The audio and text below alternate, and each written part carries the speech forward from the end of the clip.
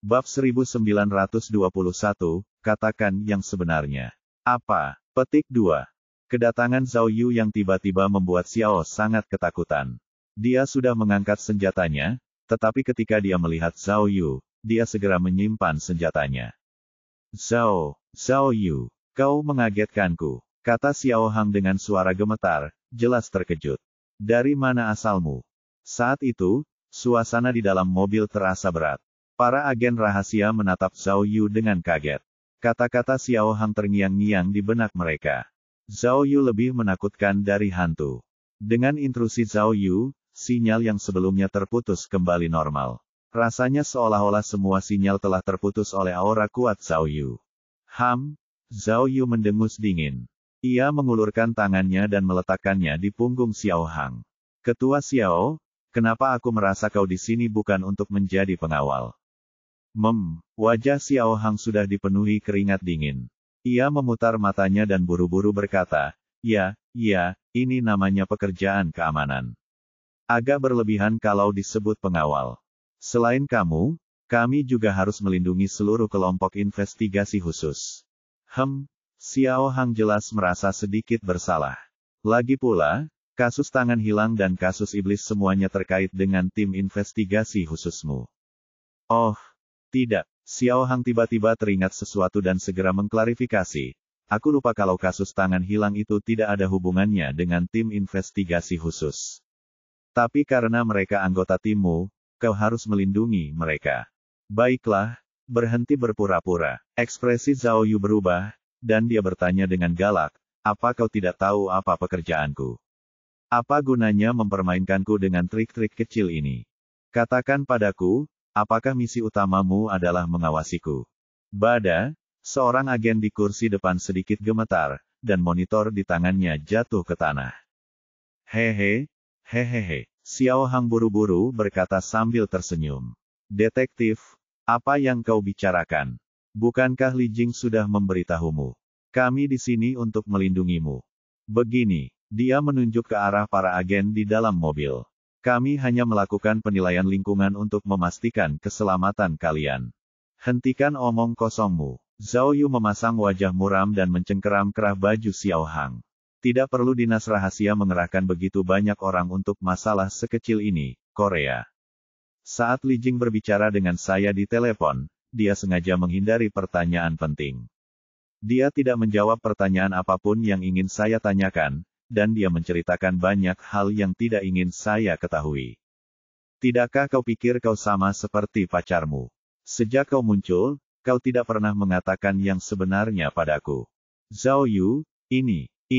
Xiao Hang mencoba melepaskan diri dari cengkeraman Zhao Yu, tetapi ia tidak bisa menggerakkannya. Ia terpaksa menjelaskan, kau terlalu banyak berpikir. Aku hanya mengikuti perintah untuk melindungimu, jangan mencoba melakukan apapun padaku. Si kecil, Zhao Yu meraung dengan ganas, apa kau masih ingin merasakan seperti apa rasanya saat kita di Fengping? Apa kau pikir kau bisa mengalahkanku setelah berlatih begitu lama? Ayo, Zhao Yu menunjuk keluar mobil, ayo kita keluar dan berlatih. Jangan. Wajah Xiao Hang memucat. Jika ia melakukan kesalahan pertama kali di Fengping, maka melalui interaksi selanjutnya, Xiao Hang sudah lama yakin akan kemampuan Zhao Yu dan mengakui bahwa ia lebih rendah. Oleh karena itu, Xiao Hang melawan sekuat tenaga dan berada dalam kondisi yang sangat menyedihkan. Xiao Hang, kata Zhao Yu sambil merangkul leher Xiao Hang. Katakan yang sebenarnya, apa kau datang ke Yaoming untuk mencariku karena Dinglan? Cepat dan beritahu aku. Mata Zhao Yu memerah. Apa terjadi sesuatu pada Dinglan? Tanyanya. Ini, Xiao Hang tidak menjawab, tetapi Zhao Yu bisa melihat petunjuk dari reaksi spontannya. Tampaknya kata-katanya telah mengenai titik lemah Xiao Hang. Cepat bicara. Zhao Yu tiba-tiba menarik Xiao Hang ke dalam pelukannya. Wajah Xiao Hang memerah. Hei, lepaskan. Kedua agen rahasia di depannya cemas dan buru-buru berteriak pada Zhao Yu. Namun, Zhao Yu mengabaikan mereka dan mengaktifkan fitur panggilan video di ponselnya. Ia kemudian terhubung ke ponsel Li Jing. Dengan bunyi bip, panggilan video tersambung, dan suara Li Jing terdengar dari telepon. Zhao Yu, ada apa? Ini. Tak lama kemudian, Li Jing melihat wajah merah Xiao Hang melalui ponsel Zhao Yu.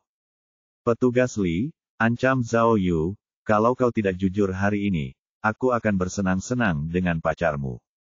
Lihat saja bagaimana aku menyiksanya. Xiao Hang tak bisa berkata-kata. Ia menamparkan Zhao Yu, tetapi Zhao Yu tak mau melepaskannya. Berhenti, berhenti. Li Jing panik dan langsung berteriak. Zhao Yu, kau gila. Kenapa kau melakukan ini? Kau akan dipecat karena melanggar aturan. Benarkah? Teriak Zhao Yu dingin, kalau kau tidak mengatakan yang sebenarnya, aku mungkin tidak hanya melanggar disiplin. Ayo, aku akan menunjukkan siaran langsung TKP pembunuhan Zhao Yu. Berhenti, berhenti. Para agen di dalam mobil melihat Xiao Hang hampir mati lemas. Dalam keputusasaan, mereka mengeluarkan pistol dan mengarahkannya ke Zhao Yu. Ayo, Zhao Yu bersikap tidak masuk akal. Dia memelototinya dan meraung, kalau kau punya nyali, tembak segera. Ayo kita mati bersama, tembak. Kamu, cepat, cepat berhenti. Li Jing melihat Xiao Hang hendak menyerah dan akhirnya menyerah. Baiklah, baiklah, Zhao Yu, aku akan memberitahumu, katanya cepat. Apakah kamu ingin tahu tentang Dinglan? Petik 2. Baiklah, aku akan memberitahumu. Sesuatu memang terjadi pada Dinglan. Mendengar ini, Zhao Yu tertegun. Ia melepaskan Xiao Hang, yang segera keluar dari ketiak Zhao Yu sambil terengah-engah. Melihat Xiao Hang baik-baik saja, para agen segera meletakkan senjata mereka. Li Jing menghela napas dan berkata tanpa daya, meskipun aku mengharapkanmu bereaksi sebesar itu, aku tidak menyangka kau akan mengetahuinya secepat itu. Petik 2. Benar, aku mengirim Xiao Hang ke sana bukan hanya untuk memastikan keselamatanmu, tapi juga untuk memastikan kau tidak tahu tentang hilangnya Dinglan, kalau-kalau. Untuk mencegahku menjadi gila, Zhao Yu merasakan darahnya mendidih, dan rasa sakit yang tajam di hatinya. Katakan padaku, Dinglan, apa yang terjadi? Ada apa dengannya? Petik 2. Beberapa hari yang lalu, Dinglan dikirim untuk menjalankan misi penyamaran di Libya, tetapi dia tidak kembali pada hari terakhir misi. Kami masih belum menghubunginya. Sudah berapa lama? Sudah 11 hari sejak dimulainya misi, jawab Li Jing. Kalau dihitung dari tanggal yang disepakati, tinggal 2 hari lagi. Jadi, kita tidak bisa memastikan kapan dia mengalami kecelakaan. 2 hari, kenang Zhao Yu, hari itu adalah hari ketika kamu memintaku pergi ke Korea untuk menyelesaikan kasus ini. Ya, aku Li Jing. Awalnya, kami tidak menganggapnya serumit itu. Kami hanya berpikir ada penipu Korea yang ingin memanfaatkan kesempatan ini untuk menghancurkan kerja sama kami dengan pihak Korea. Tapi, sejak kasus mayat perempuan tanpa kepala, semuanya berubah. Kasus mayat wanita tanpa kepala, Zhao Yu merasa berat hati lagi. Setelah kasus mayat perempuan tanpa kepala muncul, kami segera menghubungi pihak berwenang Korea. Kami pikir kasus ini terkait dengan kerjasama kedua negara, tetapi kami tidak menyangka bahwa... Li Jing terdiam sejenak, lalu berkata dengan hati-hati, mayat ini bisa jadi Dinglan milik Gong Jie. Bab 1922, saya ingin membeli tiket. Dia tidak hanya mirip Dinglan. Suara Li Jing melemah. Otopsi Korea juga menemukan alat pelacak mini di lengan kanan jenazah. Alat pelacak ini khusus digunakan oleh agen khusus kami. Kami sudah melihat nomor serinya, kami yakin ini adalah pelacak Dinglan. Bang! Zhao Yu memukul pintu mobil, menyebabkan sebagian pintu kerasnya pecah. Para agen di dalam mobil sangat ketakutan sehingga mereka diam saja karena takut. Libya? Zhao Yu menggertakkan giginya dan bertanya pada Li Jing, tempat apa itu? Ibu kota Libya, Xiao Hang menjelaskan. Dinglan selalu menjadi agen khusus untuk Afrika Utara. Afrika Utara, jauh sekali. Apa misinya? Zhao Yu bertanya lagi, kenapa kau harus bersembunyi? Saya tidak tahu, kata Li Jing. Saya tidak punya wewenang untuk tahu. Seharusnya ini terkait dengan perdagangan informasi. Kau tahu itu berbahaya. Zhao Yu mengepalkan tinjunya. Kenapa kau masih mengirimnya? Petik 2. Ini misi biasa, kata Li Jing. Ding Lan adalah agen terbaik kita di Afrika Utara. Biasanya dia yang menjalankan misi seperti ini. Meskipun kita perlu bersembunyi, misinya sendiri tidak terlalu berbahaya. Ding Lan pasti telah diserang. Tentu saja ada target khusus. Mata Zhao Yu merah padam saat dia berkata dengan penuh semangat, kalau tidak, dia tidak akan datang ke Korea untuk meniru. Zhao Yu tidak bisa terus mengucapkan kata-kata, mayat wanita tanpa kepala. Dia benar-benar tak bisa membayangkan suatu hari nanti, dia harus menghadapi kenyataan yang begitu kejam. Orang terdekatnya justru telah menjadi korban, mayat yang dingin. Awalnya, Li Jing melanjutkan penjelasannya, kami hanya ingin Anda pergi ke Korea untuk menyelidiki kedua kasus tersebut. Tetapi ketika kami tiba-tiba mengetahui bahwa Ding Lan mungkin telah dibunuh dalam bentuk mayat wanita tanpa kepala, kami menyadari bahwa kasus-kasus terbaru di Korea jelas tidak sesederhana kelihatannya. Mungkin sisa-sisa pasukan Si Wei sedang mencari kita untuk membalas dendam. Target utama mereka kemungkinan besar adalah kau dan perwira Miao Kun. Jadi, para petinggi memutuskan untuk membiarkan Xiao Hang melindungimu, sementara Miao Ying akan dikirim untuk melindungi keluargamu. Untuk memastikan tidak ada yang salah. Benar, kata Xiao Hang sambil mengangguk. Zhao Yu, para petinggi tidak mau mengatakan yang sebenarnya karena mereka ingin melindungimu. Mereka khawatir jika kau tahu Ding Lan terbunuh, kau akan melakukan sesuatu yang tidak bijaksana. Saat aku pertama kali pergi ke Andu, Zhao Yu menggertakkan giginya dan berkata, Ding Lan meneleponku dan mengatakan bahwa pasukan Si Wei yang tersisa telah dihancurkan oleh Londi dan anak buahnya. Tapi tidak ada kabar tentang Simone palsu yang kau sebutkan, kata Li Jing. Kali ini, dia mungkin telah memasang jebakan di Korea. Ya, kata Xiao Hang sambil mengangguk. Ini jelas jebakan. Zhao Yu, kita tidak bisa begitu saja masuk ke dalamnya dengan kepala tertunduk. Tiket pesawat, kata Zhao Yu kaku. Maknanya sangat jelas. Dia ingin Li Jing membantunya memesan tiket ke Korea. Jangan pedulikan aku, kata Xiao Hang sambil menatap Li Jing di telepon. Zhao Yu, ada sesuatu yang belum kau ketahui. DNA mayat perempuan tanpa kepala itu belum diuji. Kita tidak bisa 100% yakin bahwa korbannya adalah Ding Lan. Aku tahu hubunganmu dengannya tidak biasa, tapi kau tidak boleh membiarkan emosimu memengaruhi keputusanmu. Petik 2. Anehnya, ketika Xiao Hang mencoba membujuk Zhao Yu, dia malah menunjuk lehernya sendiri dan mengedipkan mata pada Zhao Yu. Zhao Yu cerdas dan langsung mengerti maksud Xiao Hang. Ia ingin Zhao Yu mencekik leher Xiao Hang lagi dan menggunakannya untuk mengancam Li Jing. Sudah cukup, Xiao Hang. Sebelum Zhao Yu sempat menjawab, Li Jing melambaikan tangannya dan berkata, aku tahu apa yang kau pikirkan, dan aku mengerti perasaanmu. Aku juga tahu kau pasti tidak yakin dan ingin membalas dendam untuk Li Jing. Jangan khawatir, aku tidak akan menghentikanmu. Karena aku merasakan hal yang sama sepertimu. Tapi, kata Li Jing, aku harus mengingatkanmu bahwa masalah ini tidak sesederhana kelihatannya. Nyatanya, ini lebih rumit dari yang kita duga. Saya khawatir seseorang memancing Zhao Yu ke sana bukan hanya untuk membalas dendam, tetapi juga untuk merencanakan konspirasi yang lebih besar. Dan konsekuensi dari skema ini tidak dapat diprediksi. Kerugiannya bahkan mungkin sangat besar, dan bahkan kita tidak mampu menanggungnya. Hentikan omong kosongmu dan beli tiketnya. Kata Zhao Yu dingin, aku tidak peduli berapapun kerugiannya, atau apapun rencananya. Siapapun yang memprovokasiku, aku pasti akan membalasnya 2 kali lipat. Petugas Li, jangan khawatir. Aku bisa berjanji setia padamu. Jika aku, Zhao Yu, tidak bisa menemukan kebenaran untukmu dan si pembunuh, aku, Zhao Yu, tidak akan pernah menjadi detektif lagi. Zhao Yu, jangan biarkan emosimu menguasai dirimu, kata Li Jing. Aku baru saja selesai rapat, dan para petinggi tidak ingin kita takut. Sekalipun kasus Korea ini jebakan, dengan kekuatan dan kerja sama kita dengan otoritas Korea, kita seharusnya tidak takut pada mereka. Ini benar, kata Xiao Hang dengan geram, beraninya mereka menyakiti agen kita. Ini provokasi yang keterlaluan. Kita harus membiarkan mereka merasakan kekuatan kita. Balas dendam. Jing, petugas Li, kata Xiao Hang.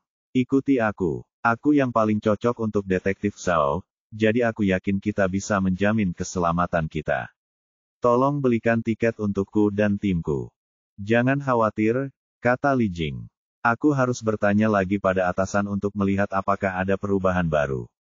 Meskipun kami menyetujui operasi Anda, kami masih perlu melakukan beberapa persiapan. Jadi, tunggu saja kabar saya. Li Jing menatap Xiao Hang dengan pandangan meremehkan dan berkata dengan suara rendah, aktingmu barusan sangat buruk. Setelah menutup telepon, suasana di dalam mobil langsung berubah. Zhao Yu kemudian mengerti bahwa Xiao Hang hanya bekerja sama dengannya. Dalam hati Xiao Hang, ia juga ingin Zhao Yu mengetahui kebenarannya sesegera mungkin. Detektif Zhao, kata Xiao Hang, malu. Tahukah kau kenapa aku depresi? Aku benar-benar tidak bisa menerima ini begitu saja. Sebenarnya, setelah kita bertemu, aku ingin mencari kesempatan untuk mengungkapkan sedikit kepadamu. Aku tidak menyangka kamu begitu mampu memahaminya secepat itu. Zhao Yu menepuk bahu Xiao Hang 2 kali untuk mengungkapkan rasa terima kasihnya. Tapi sekali lagi, kata Xiao Hang, kita tidak bisa bertarung dalam pertempuran yang tidak kita yakini. Ding Lan jelas lebih mampu daripada aku. Bahkan dia pun tertipu, jadi kita tidak boleh gegabah.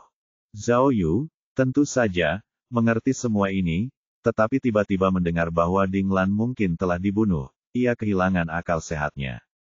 Yang bisa ia pikirkan hanyalah bagaimana menemukan pembunuhnya dan membalas dendam. Dia tak sabar terbang ke Korea dan mencari tahu kebenarannya. Hatinya dipenuhi kebencian yang tak terpecahkan. Didi. Pada saat kritis ini, ponsel Zhao Yu berdering lagi. Kali ini, Cui Lizu yang menelepon. Bos, di mana Anda? Izinkan saya memberitahu Anda kabar baik, kata Cui Lizu bersemangat. Saya mungkin telah memberikan kontribusi besar lagi. Saya menemukan bukti yang menentukan dalam memoir pembunuhan itu. Bab 1923, Bab 1920 tanggung jawab besar. Begitu memasuki kantor, Zhao Yu melihat Cui Lizu duduk di depan mejanya, menutupi dadanya dengan tangan karena terkejut. Ia bertanya, apakah aku sudah sehebat ini? Aku benar-benar bisa melihatnya hanya dengan sekali pandang. Ini, kemana kita bisa pergi untuk berargumen tentang hal ini? Petik 2. Zheng Ke dan Rantao, yang berdiri di sekitar Cui Lizu, juga terkejut. Ada apa? Zhao Yu melangkah masuk ke dalam rumah dan bertanya dengan keras, bukti apa yang kau temukan? Mana buktinya? Itu ada di komputermu. Setelah Cui Lizu melihat Zhao Yu, dia semakin arogan. Dia menunjuk komputer Zhao Yu dan berkata, baru saja. Aku membuka komputermu secara acak dan kebetulan melihat album foto Tu Qiang. Bos, coba lihat ini lebih dekat. Buktinya, bukankah sudah jelas? Ada di sini. Mengikuti instruksi Cui Lizu, Zhao Yu melihat foto yang familiar muncul di layar komputer. Di foto itu, tampak Putri Tu Qiang, Tu Wenli. Foto itu diambil sudah lama sekali. Saat itu, Tu Wenli tampak seperti berusia sekitar 10 tahun. Di foto itu, gadis itu sedang berdiri di taman. Bunga-bunga membuatnya tampak luar biasa cantik. Lihat jam tangannya. Cui Lizu tak sabar untuk memperbesar fotonya, lalu menunjuk jam tangan gadis itu dan berkata, jam tangan ini namanya Ishonen. Ini jam tangan Italia yang terkenal dari tahun 1980-an, tapi pabriknya sudah lama kehabisan stok. Zhao Yu tidak mengatakan apa-apa, tetapi terus melihat arlojinya. Karena sudah lama tidak diproduksi, harganya jadi lebih mahal sekarang. Cui Lizu menjelaskan dengan serius, karena produksi jam tangan jenis ini tidak banyak, dan relatif kurang populer, tidak banyak orang yang mengoleksinya. Semakin langka sesuatu, semakin berharga sekarang. Saya mencuri satu pada tahun 2008. Saat itu, jam tangan ini bernilai lebih dari 150.000 yuan. Cui, Zhao Yu mengetuk meja dan mengingatkannya, langsung ke intinya. Bos, jam tangan ini bukti kejahatan Tu Qiang. Cui Lizu mengetuk keyboard dan membuka foto lain. Coba lihat baik-baik. Bukankah ini sama? Mata Zhao Yu melebar tak percaya. Dia sangat mengenal wanita di foto baru itu. Dia adalah Ni yang menghilang di kota Haifeng pada tahun 1999. Karena kasus hilangnya Ni sangat mirip dengan kasus pembunuhan di bioskop dalam memuar pembunuhan tersebut, Zhao Yu dan yang lainnya berpikir bahwa Ni kemungkinan besar adalah prototipe yang disusun oleh pembunuh X. Dengan kata lain, keponakan ini bisa jadi salah satu korban dalam memuar itu. Mata Zhao Yu terbelalak lebar saat melihat foto itu. Ia melihat Nili juga mengenakan jam tangan Qian-Qian yang sama persis dengan Putri Tu Qiang. Oh, akhirnya, Zhao Yu mengerti bukti apa yang dibicarakan Cui Lisu. Bos, kata Cui Lisu bersemangat. Sekarang, kau tidak punya apa-apa untuk dikatakan, kan? Ni menghilang pada tahun 1999,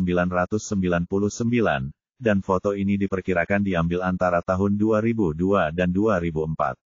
Jam tangan ini sangat indah, dan Tu Qiang mungkin memberikan jam tangan ini kepada putrinya. Benarkah? Ran Tao mengajukan keberatan. Bukankah itu hanya tali merah? Sepertinya tidak ada yang istimewa. Bagaimana jika Tu Qiang hanya membeli jam tangan ini untuk putrinya? Itu jam tangannya sama. Kemungkinannya besar, kan? Petik 2. Itu mudah, kata Zhengke. Selama kita bisa menemukan jam tangan itu dan mengujinya, kita akan tahu segalanya.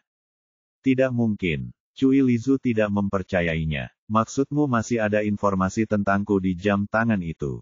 Itu sudah lebih dari 20 tahun yang lalu. Tidak akan, kata Zhengke yakin. Begini, tali jam ini terbuat dari logam. Kalau dipakai lama-lama, pasti ada sisa kulitnya di engsel tali jam, yang tidak akan terhapus meski sudah bertahun-tahun. Enggak boleh mandi, atau, kamu udah ganti jam tangan. Kamu bahkan tidak bisa mencucinya, jawab Zhengke, lalu bertanya pada Cui Lisu, apakah kamu tahu bahwa jam tangan ini tahan air? Kurasa tidak, kata Cui Lisu sambil menggelengkan kepalanya. Kalaupun begitu, tidak ada yang akan sering mencuci jam tangannya, kata Zhengke sambil menunjuk jam tangannya. Jangan tertipu oleh tampilan jamnya yang ketat dan bagus. Ada banyak celah tak terlihat pada talinya, dan celah-celah ini juga akan menyimpan informasi pemakainya. Jadi, meskipun jamnya sudah diganti. Wah, Ran Tao bertepuk tangan. Kalau begitu, selama kita menemukan jam tangan ini, kita mungkin bisa menemukan bukti yang meyakinkan yang akan membuat Tu Qiang mengaku bersalah. Jika kita bisa menemukan sidik jariku di sini, kata Zhengke, bahkan jika Tu Qiang tidak mengaku bersalah, kita punya cukup bukti untuk menuntutnya. Intinya, Cui Lisu mengerutkan kening dan berkata, bisakah kita masih menemukan jam tangan ini? Baiklah, kata Ran Tao, bukankah kamu bilang Putri Tu Qiang ada di luar negeri? Aku akan menghubunginya nanti. Aku akan bicara dengan Nona Xie. Zhengke menatap Zhao Yu dan berkata, kurasa kalau jam tangan ini benar-benar milik korban, maka Tu Qiang mungkin menyimpan barang-barang milik korban lain yang sudah meninggal. Jika kita dapat menemukan peninggalan ini, itu akan menjadi bukti yang tak terbantahkan. Petik 2. Lalu, Cui Lisu menunjuk ke komputer dan berkata, aku akan membolak-balik album foto Tu Qiang untuk melihat apakah ada yang lain. Cepat dan kirimkan aku memoir dan foto-foto korban lainnya, semakin banyak semakin baik. Bagus, aku akan mengirimkannya kepadamu, dan, kata Zhengke, aku akan memberitahu petugas Wang nanti bahwa menurutku kita perlu menghubungi keluarganya dan menanyakan asal-usul jam tangan itu. Ran Tao menatap Zhao Yu dan berkata, bos kita selalu berkata bahwa meskipun hanya ada 1% atau 1/1000 peluang, kita harus memperjuangkannya. Saya akan mengajukan surat perintah penggeledahan sekarang untuk menggeledah firma hukum tempat Tu Qiang dulu bekerja dan rumah tempat tinggalnya dulu. Saya akan mencoba menemukan petunjuk lainnya. Petik 2. Saya tidak percaya kita tidak bisa memecahkan memuar kasus pembunuhan ini, meskipun kita sudah melihat adegan sebesar itu dalam kasus pembunuhan video. Benar, bos. Menatap mata Ran Tao yang penuh tekad, Zhao Yu tidak berkata apa-apa, tapi wajahnya menunjukkan sedikit kelegaan. Melihat kinerja luar biasa dari anggota timnya, dia akhirnya merasa lega. Dia tahu bahwa meskipun dia tidak ada di sana, anggota timnya pasti bisa menyelidiki dengan serius sampai buku harian si pembunuh terungkap. Ada apa, bos? Ran Tao tidak tahu apa yang sedang terjadi, jadi dia bertanya lagi, bagaimana menurutmu? Apa lagi yang perlu diperhatikan? Bisakah kau memberiku beberapa petunjuk? Tentu. Bagus. Bagus. Zhao Yu melirik anggota tim dan berkata, kalian hebat. Ini lumayan. Yi. Cui Lizu paling jago membaca ekspresi orang. Ia langsung menatap Zhao Yu dan bertanya, apa maksudmu? Kedengarannya tidak sepertimu. Apa, kau mau pergi? Setelah Cui Lizu mengatakan itu, semua orang menghentikan apa yang mereka lakukan. Pada saat itu, Wu Xiumin juga masuk ke kantor. Begitu melihat Zhao Yu, ia langsung berkata, Ketua tim, kalian semua sudah di sini. Kebetulan saya punya sesuatu untuk diceritakan tentang interogasi itu. Saya rasa kita masih punya beberapa rencana untuk dicoba. Didi. Pada saat itu, ponsel Zhao Yu berdering. Ia melihat Xiao Hang mengiriminya pesan singkat. Tiketnya sudah dibeli. Kita berangkat sekarang. Setelah melihat pesan itu, Zhao Yu melangkah maju dan menepuk bahu Wu Xiumin.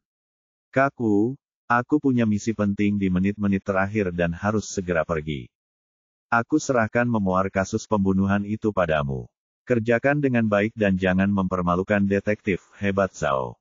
Kamu, Wu Xiumin terkejut. Mau kemana? Oh. Setelah bertanya, Wu Xiumin menyadari bahwa misi Zhao Yu sangat rahasia, jadi tidak nyaman untuk bertanya.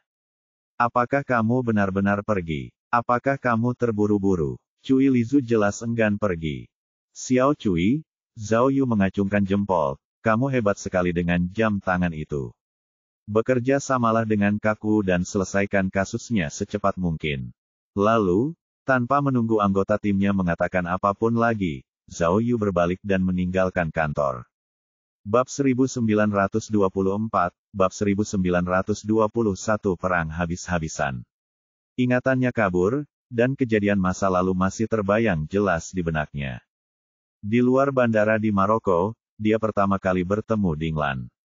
Sebenarnya, aku seharusnya memanggilmu kakak ipar. Senyum seindah bunga, keindahan yang menyegarkan.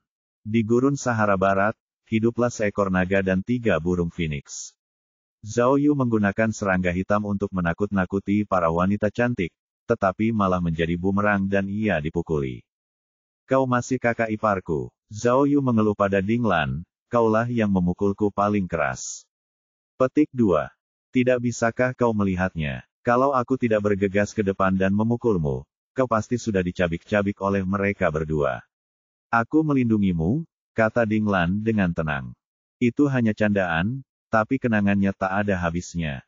Setelah pergi dengan helikopter, Zhao Yu tidak punya pilihan selain memborgol Dinglan. Kekhawatiran di mata Dinglan adalah sesuatu yang tidak akan pernah bisa dilupakannya saat dia menutup matanya. Terakhir kali dia berbicara dengan Dinglan adalah ketika dia sedang menyelidiki kasus Raja Hantu di Sichuan Barat. Yo, Dinglan merengek di telepon. Apakah aku harus datang kepadamu untuk sesuatu? Tidak bisakah aku bicara dari hati ke hati dengan saudara ipar? Tentu, mengapa kita tidak bisa bicara dari hati ke hati? Petik 2. Ayo kita ngobrol baik-baik. Tepat pada saat itu, Zhao Yu, yang sedang duduk di pesawat, dipenuhi duka dan amarah. Ia tidak menyangka panggilan telepon itu akan menjadi perpisahan. Saat itu, Zhao Yu sedang berada di jet pribadi yang disiapkan oleh dinas rahasia, terbang langsung dari Yaoming ke Seoul. Bersama Zhao Yu ada Xiao Hang dan anak buahnya yang cakap. Setelah apa yang dilakukan Zhao Yu, dinas rahasia mengubah keputusan hati-hati mereka dan setuju untuk membiarkan Zhao Yu pergi ke Seoul untuk menyelidiki. Pada saat yang sama, mereka juga secara aktif menghubungi pihak berwenang Korea. Pihak berwenang Korea setuju untuk mengirimkan petugas polisi untuk bekerja sama dengan Zhao Yu, dan juga memberinya banyak hak istimewa yang diperlukan. Dikatakan bahwa sejak ketiga kasus tersebut, otoritas Korea juga berada dalam kesulitan yang mengerikan. Para korban dari ketiga kasus tersebut kemungkinan besar adalah personel penting di Tiongkok. Mereka juga berharap untuk menemukan kebenaran sesegera mungkin guna menghindari perselisihan internasional. Namun, meskipun pihak Korea bersikap positif, Xiao Hang tidak tertarik. Dia percaya pada pepatah, seseorang harus mengandalkan dirinya sendiri, dan merasa bahwa bekerja dengan Han Fang tidak boleh terlalu dekat. Jika musuh yang kuat memasang jebakan untuk mereka, mereka mungkin akan menggunakan sisi Korea, sehingga mereka tidak bisa terlalu dekat dengan musuh tersebut. Zhao Yu bukan lagi seorang pemula. Ia kini tahu bagaimana kerja sama internasional bekerja. Meskipun sempat dibutakan oleh kebencian, kebiasaan baik yang telah ia kembangkan sejak lama membuatnya tenang dengan sangat cepat. Pada saat itu, dia dengan paksa menekan ingatannya tentang Ding Lan dan mulai membaca informasi yang relevan, secara aktif melakukan persiapan. Perasaan ini berbeda dari sebelumnya. Zhao Yu sudah bisa mencium aroma darah. Munculnya heksagram, Kun, menunjukkan bahwa perjalanannya ke Korea kali ini pasti akan mengalami banyak kecelakaan. Dia harus waspada dan menghadapinya dengan sekuat tenaga. 3 jam kemudian, pesawat berhasil mendarat di Bandara Seoul. Dulu, ketika Zhao Yu dan Miao Kun pergi ke Fiji untuk berpartisipasi dalam sebuah salon detektif, mereka memang sudah pindah dari sini, tetapi mereka tidak pernah meninggalkan bandara. Jadi, bisa dibilang, ini adalah pertama kalinya baginya ke Korea.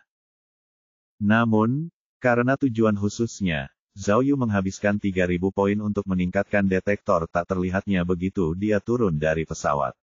Ini memperluas jangkauan, memperpanjang waktu penggunaan, dan meningkatkan efeknya. Dengan cara ini, jika ada orang yang mencoba mengikuti atau menguping, dia akan tahu sebelumnya. Selain itu, Zhao Yu juga memasukkan perangkat yang umum digunakan ke dalam bilah perangkat yang umum digunakan dan melakukan semua persiapan yang diperlukan. Setelah menyelesaikan prosedur imigrasi, Zhao Yu dan timnya baru saja keluar dari bandara ketika mereka bertemu dengan perwakilan Korea yang datang menyambut mereka. Seorang pria dan seorang wanita datang menyambut mereka. Keduanya mengenakan seragam polisi. Pria itu tampan dan tinggi, sementara wanita itu tampan dan mungil. Keduanya tampak seperti pemeran utama pria dan wanita dalam drama Korea, dan mereka sangat menarik perhatian. Cek-cek, melihat pihak lain telah mengirim seorang pria tampan dan seorang wanita cantik untuk menjemputnya, kesan baik Zhao Yu terhadap mereka langsung menurun. Dampak misi ini sangat besar. Jika pihak lain benar-benar menganggapnya serius, mereka seharusnya mengirim petugas polisi yang lebih tua dan lebih matang untuk menanganinya. Lagi pula, kasus ini sangat berbahaya. Bukan hanya para pria tampan dan wanita cantik yang mengenakan seragam polisi, tetapi mereka juga takut orang lain tidak tahu bahwa mereka adalah polisi. Kesalahan kecil seperti itu sungguh tidak menyenangkan. Namun, kedua petugas polisi itu sangat antusias dan berinisiatif untuk menyapa Zhao Yu. Mereka bahkan memperkenalkan diri dalam bahasa Mandarin. Pria itu berkata, "Halo, nama saya Park Hyun Ho, Kepala Kepolisian Seoul. Saya sudah lama mendengar nama Anda, suatu kehormatan." Pengucapan bahasa Mandarin wanita itu tidak terlalu baku, dan ada sedikit campuran bahasa Korea. "Halo, saya Lee Zhenzu, Direktur Departemen Intelijen Kepolisian Seoul. Senang bertemu Anda, saya ingin belajar." Didi. Sebelum Zhao Yu sempat berjabat tangan dengan mereka berdua, teleponnya tiba-tiba berdering. Dia membukanya dan melihat bahwa itu adalah nomor asing dari luar negeri. Dalam situasi genting seperti itu, Zhao Yu tentu saja harus mengangkat telepon. Jadi, ia segera memberi isyarat kepada dua pria tampan dan wanita cantik itu, lalu berlari ke sudut dan mengangkat telepon. "Hei, Zhao Yu, ada apa denganmu?" Tiba-tiba terdengar suara pelan dari telepon, "Siapa yang menyuruhmu pergi ke Korea? Apa kau bodoh? Bukankah sudah kubilang, itu jebakan?" Zhao Yu tahu bahwa orang di telepon itu adalah ayah mertuanya, Miao Kun. Namun, meskipun Miao Kun bersemangat, suaranya tetap pelan. Jelas sekali ia kesulitan berbicara. Ia juga bisa mendengar suara klakson mobil. Sepertinya Miao Kun sedang menggunakan telepon umum di pusat kota. "Kamu masih saja mengatakannya." Zhao Yu juga penuh keluhan. "Kamu pergi kemana? Kenapa aku tidak bisa menghubunginya?" "Tentu saja," kata Miao Kun. "Aku diburu. Aku hampir kehilangan nyawaku. Apa? Mengejar dan membunuh. Zhao Yu tercengang. Dikejar siapa? Mana aku tahu. Miao Kun kesal. Rumahku di Selandia Baru diserang. Kalau aku tidak segera lari, aku tidak akan bisa menghubungimu sekarang. Zhao Yu, seseorang sudah memulai perang dengan kita, dan kau masih saja masuk perangkap dengan bodohnya. Tahukah kau betapa berbahayanya dirimu saat ini? Apa kau tidak tahu? Tanya Zhao Yu, mayat wanita tanpa kepala terbaru yang muncul mungkin adalah Ding Lan. Aku tahu, Miao Kun terdiam sejenak, lalu berkata, tapi, pernahkah kau berpikir, jika Ding Lan saja terbunuh, maka musuhnya pasti bukan orang yang bisa kau tangani. Jika aku sudah kehilangan putri baptisku, aku tidak ingin kehilanganmu sebagai menantuku juga. Petik 2. Saat Miao Kun berbicara, Zhao Yu tak kuasa menahan diri untuk tidak melihat sekeliling. Tiba-tiba, ia merasa langit mendung dan atmosfernya terasa berat. Di kejauhan, Xiao Hang masih berbicara dengan dua polisi Korea sebagai bentuk sopan santun. Namun, kedua polisi Korea itu terus menatap ke arahnya. Zhao Yu, kamu masih belum mengerti betapa berbahayanya situasi ini, kata Miao Kun. Aku baru menyadari betapa seriusnya situasi ini setelah serangan itu. Tahukah kamu? Saya katakan sebelumnya, Li Benceng hilang. Petik 2.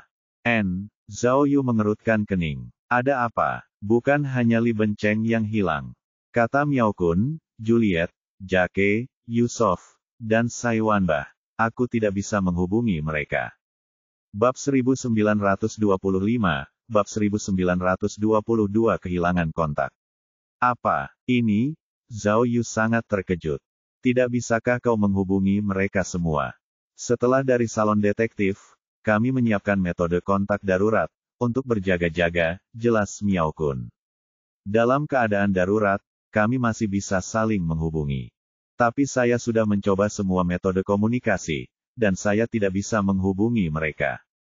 Juliet, tidak bisa dihubungi juga. Zhao Yu tak percaya. Dia punya posisi tinggi di Perancis, mungkinkah? Aku tidak bisa memastikannya. Lagi pula, aku tidak bisa menghubunginya. Kata Miao Kun, baiklah, jangan khawatir. Jaga dirimu baik-baik dulu. Dengarkan aku, Zhao Yu, ini di luar imajinasimu. Korea telah menjadi lubang besar. Jangan terjun ke dalamnya, kembali saja. Tapi, kata Zhao Yu dengan keras kepala, aku tidak bisa meninggalkan Ding Lan sendirian. Aduh, bagaimana mungkin kau masih keras kepala di saat seperti ini? Ding Lan, kata Miao Kun cemas. Dia umpan yang mereka berikan padamu untuk memikatmu. Jangan tertipu. Tunggu sebentar, ayah mertua. Zhao Yu sepertinya mendengar sesuatu, jadi dia bertanya dengan tergesa-gesa, katakan padaku dulu, di mana kau sekarang? Apakah kau aman? Ayo, jangan tendang aku dan buat aku khawatir. Kata Miao Kun, lihat ide penelepon di ponselmu. Apa kamu tahu nomor internasionalnya? Saya di London sekarang. Petik 2. Apa? London? Zhao Yu terkejut. Apa yang kamu lakukan di London? Aku akan bertemu dengan Bacari nanti untuk membicarakan wanita itu. Jawab Miao Kun. Bacari. Zhao Yu ingat bahwa Bacari adalah kepala badan intelijen Inggris yang ditemuinya di Pulau Keajaiban. Ia dulunya anggota salon detektif, dan pernah diselamatkan oleh Grimm. Aku ingin, kata Miao Kun dengan suara rendah. Aku ingin memastikan dengan mereka apakah si Mena masih ditahan di sana. Si Mena, Zhao Yu buru-buru bertanya, kau curiga si Mena sudah kabur? Apa dia yang melakukan semua ini? Sulit untuk mengatakannya, kata Miao Kun. Unta yang kelaparan masih lebih besar daripada kuda. Meskipun pasukan si Wei yang tersisa telah habis, siapa yang tahu trik apa lagi yang mungkin dia miliki.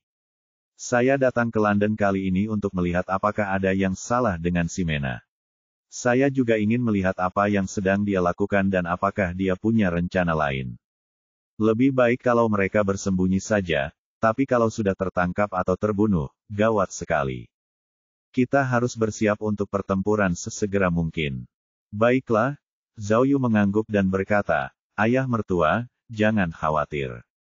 Serahkan urusan di Korea padaku. Aku hanya berharap ini jebakan yang dibuat musuh. Dasar bocah nakal, kau tidak bisa selalu seperti ini. Jangan lupa, kau tidak sendirian. Kau tidak bisa mempertaruhkan nyawamu hanya karena kau mau. Miao Kun mengumpat, kenapa kau tidak mendengarkanku? Kenapa mereka membiarkanmu mengambil risiko padahal mereka tahu itu jebakan? Baiklah, ayah mertua, jangan terlalu dipikirkan.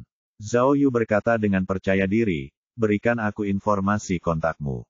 Begitu aku menemukan sesuatu, aku akan segera memberi tahumu. Baiklah, aku akan mengirimkan nomornya kalau sudah sampai, kata Miao Kun. Hati-hati, ya, tambahnya. Setelah menghela napas, Miao Kun akhirnya menutup telepon. Cek-cek, Zhao Yu teringat kembali percakapannya barusan, dan ada firasat aneh di hatinya. Ia merasa ayah mertuanya sepertinya tahu sesuatu, tetapi belum menjelaskannya. Apakah dia diserang? Inggris, Bacari, si Mena, kenapa dia tiba-tiba lari jauh dari Selandia Baru? Kalau dia sedang diburu, kenapa dia tidak pulang dulu? Kenapa dia harus ke Inggris dulu? Juga, apakah masalah ini ada hubungannya dengan Xi Jinping? Apakah pasukan Xi Wei yang tersisa benar-benar memiliki kemampuan sebanyak itu? Dan kenapa dia kehilangan kontak dengan Jessica, Juliet, Li Bencheng, dan yang lainnya? Apakah mereka semua dibunuh oleh si Mena? Itu benar-benar. Dalam sekejap, Zhao Yu merasakan krisis, seolah-olah badai sedang terjadi. Tepat saat itu, sebelum Zhao Yu sempat meletakkan teleponnya, Xiao Hang berlari menghampirinya dengan panik. Zhao Yu, kata Xiao Hang bersemangat kepada Zhao Yu sambil memegang ponselnya. Hasil perbandingan DNA sudah keluar. Mayat perempuan tanpa kepala itu bukan Zhen Dinglan.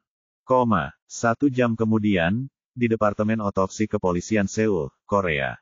Melihat mayat perempuan tanpa kepala yang tergeletak di ranjang otopsi, Zhao Yu merasa bahwa ia mirip dengan kakak iparnya, Dinglan, terlepas dari bagaimana ia melihat tubuh, kulit, atau karakteristik lainnya.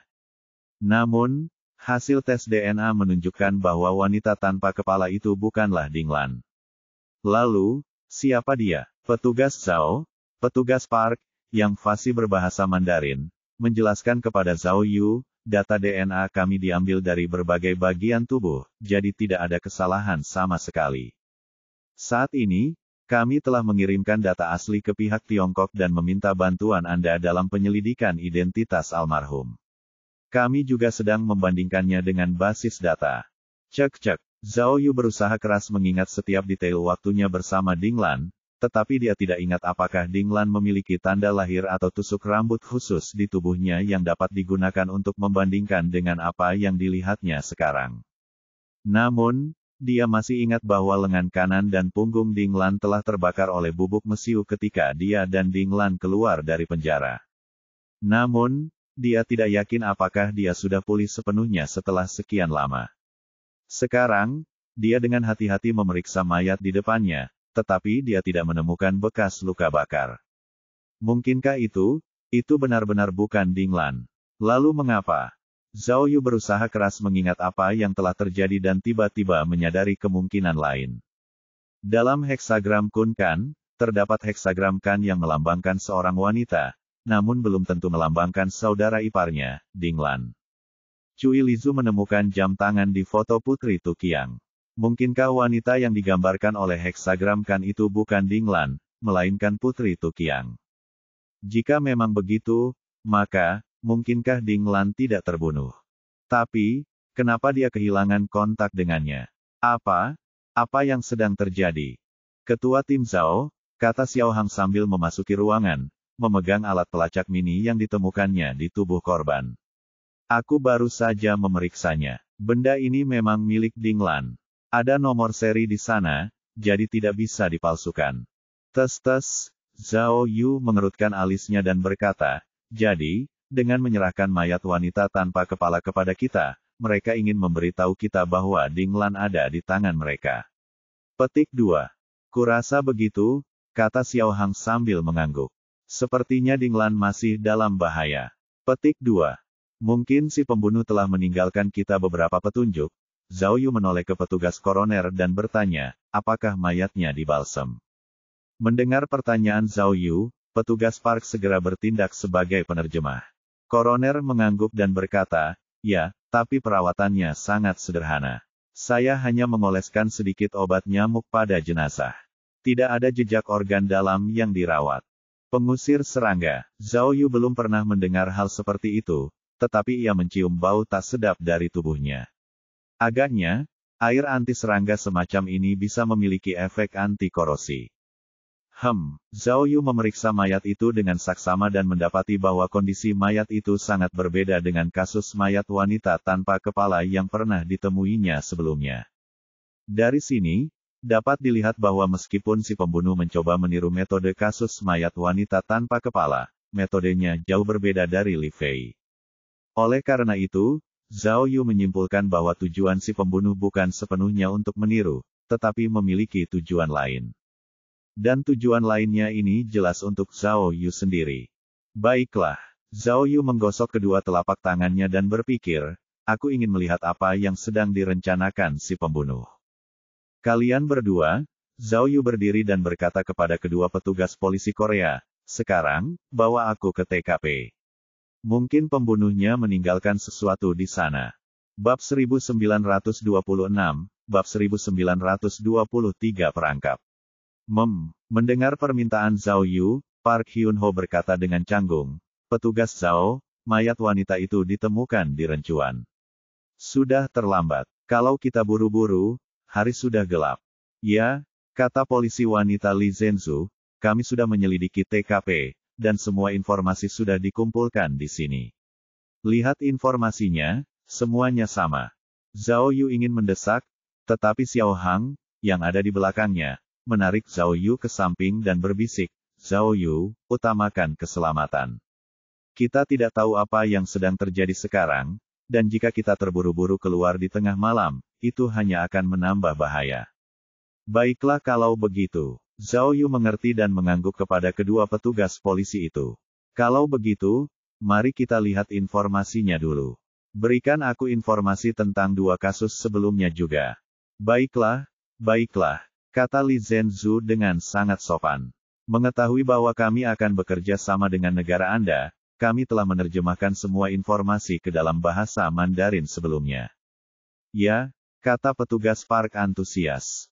Saya juga sudah menyiapkan kantor untuk Anda. Jika Anda kekurangan peralatan, beritahu saya. Silakan ke sana. Li Zhenzu menunjuk ke pintu. Aku akan mengantarmu ke sana. Kemudian, polisi cantik itu memimpin rombongan keluar dari ruang otopsi dan menuju ke kantor yang telah mereka siapkan untuk Zhao Yu dan yang lainnya. Meskipun berada di negara asing, karena perbedaan budaya, Zhao Yu tetap merasa seperti menangani kasus di Tiongkok. Kantornya tidak besar, tetapi peralatannya canggih dan indah. Jelas terlihat bahwa pihak lain tulus. Jangan khawatir, kata petugas polisi Park. Saya sudah menyiapkan asisten khusus untuk kalian. Kebanyakan dari mereka bisa mengerti bahasa Mandarin. Kalau kalian perlu menyelidiki sesuatu, kalian tinggal beri mereka perintah. Juga, Li Zhenzu menunjuk ke jendela dan berkata, semua orang sudah bekerja keras. Kantor polisi kami sudah memesankan kamar untuk Anda di hotel seberang jalan. Anda tinggal menunjukkan paspor Anda di meja resepsionis. Para petinggi telah menginstruksikan kami, kata petugas Park. Mungkin ada bahaya yang tidak diketahui dalam kasus ini, jadi kami telah meningkatkan kewaspadaan kami. Kami akan mengatur petugas yang bertugas di hotel tempat Anda menginap. Mohon tenang. Hotel ini memiliki restoran, hidangan Cina, Barat, dan Korea, tambah Li Zhenzu. Silakan nikmati, dan biayanya sudah termasuk. Silakan. Pria tampan dan wanita cantik itu terus membungkuk saat berbicara. Mereka luar biasa sopan dan tampak sangat ramah. Namun, Zhao Yu tampaknya tidak masuk angin. Sejak menerima telepon dari Miao Kun, dia menjadi lebih waspada dan tidak mudah mempercayai siapapun. Lagi pula, situasinya rumit. Meskipun telah dipastikan bahwa mayat perempuan tanpa kepala di ruang otopsi bukanlah saudara iparnya, Ding Lan, perangkat GPS di tubuhnya masih menunjukkan bahwa ia masih dalam bahaya besar. Kemungkinan besar mereka telah dikendalikan oleh musuh yang tidak dikenal. Zhao Yu pernah diancam sebelumnya, jadi dia tahu betapa menakutkan dan tak berdayanya diancam. Jika Ding Lan sudah berada di bawah kendali musuh, kemungkinan besar musuh akan memanfaatkan Ding Lan untuk mempermainkannya. Jadi, semakin banyak alasan baginya untuk mempersiapkan mental terlebih dahulu dan mencoba menemukan Ding Lan terlebih dahulu. Oleh karena itu, sepanjang proses, ekspresi Zhao Yu serius, dan dia tidak tersenyum. Selanjutnya, mereka tidak membuang waktu dan mulai membahas kasus tersebut. Koroner berkata, petugas park adalah yang pertama berbicara. Dilihat dari struktur tulang tubuh perempuan tanpa kepala itu, sepertinya dia seorang perempuan timur. Karena sudah dipastikan bahwa dia bukan agen khusus negara Anda, kami perlu segera mencari tahu identitasnya. Tapi, kata Li Zhenzu, dari perbandingan basis data saat ini, kami tidak menemukan berkas yang relevan.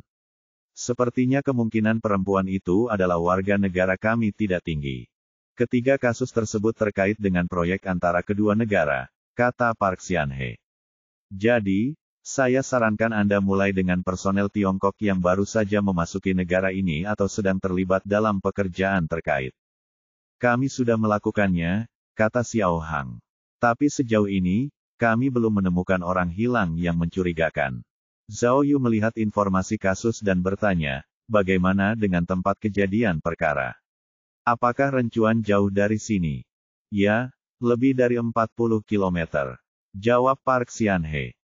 Zhao Yu terdiam. 40 km jauhnya.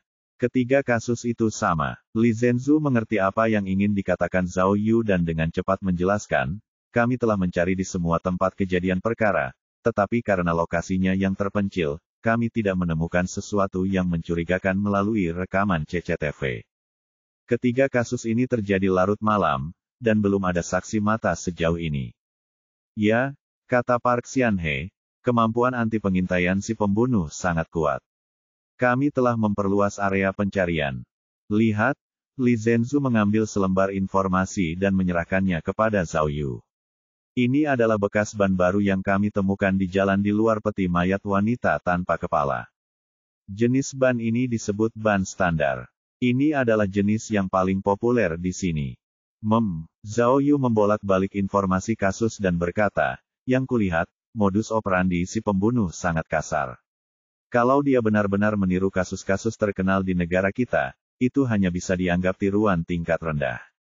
Namun, metode mereka untuk menghindari penyelidikan lebih profesional, jadi, kata Park Xianhe, kami ingin melihat kepentingan dan kepentingan untuk menemukan kemungkinan pembunuhnya. Benarkah?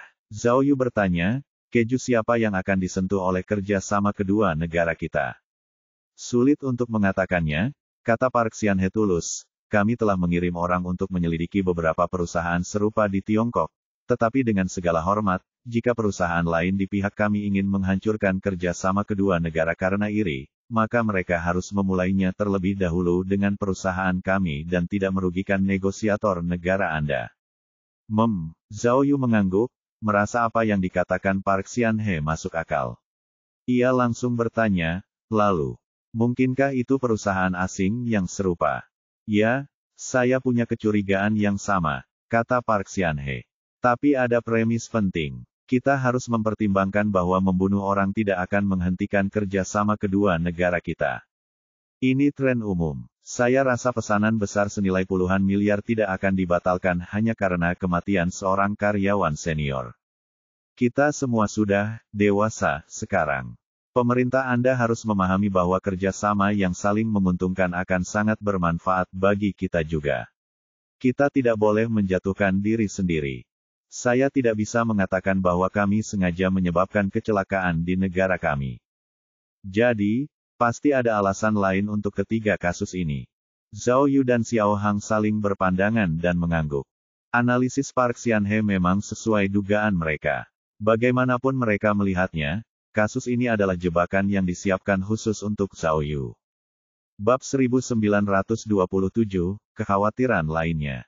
Zhao Yu, halo. Pukul 10 malam. Di kantor, Xiao Hang mengulurkan tangan dan melambaikan tangan kepada Zhao Yu, bertanya, kamu baik-baik saja.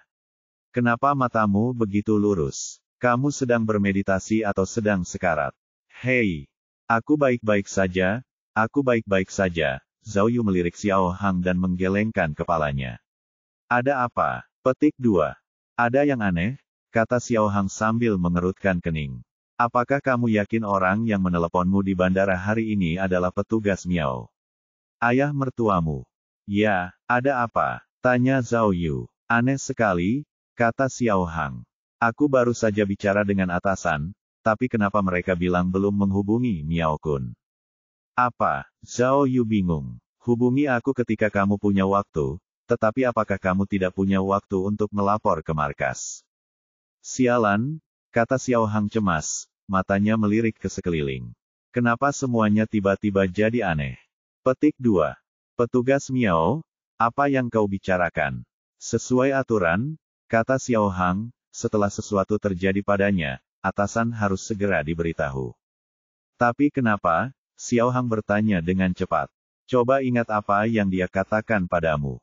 Bukankah aku sudah bilang? Zhao Yu menyalakan ponselnya, memasukkan sidik jarinya, dan menyerahkannya kepada Xiao Hang.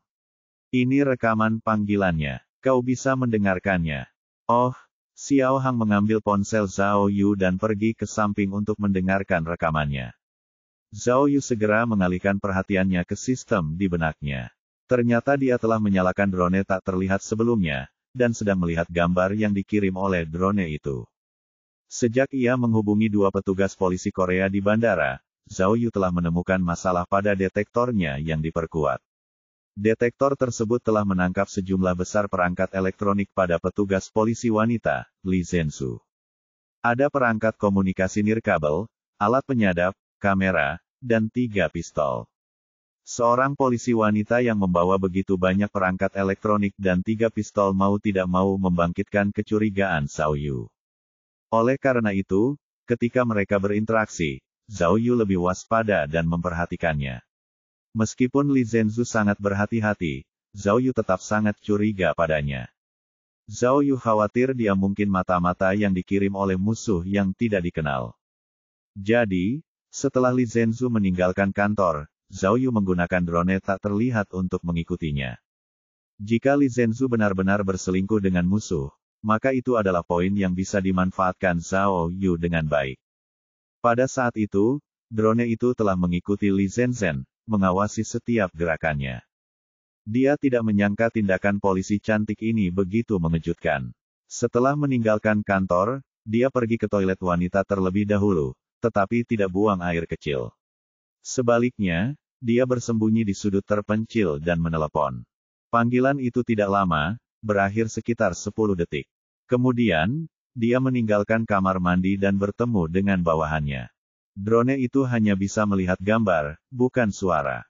Zhao Yu hanya bisa melihat Li Zhensu yang kemudian mulai memberi instruksi kepada petugas kepolisiannya, dan sepertinya dia sedang mengatur tugas keamanan.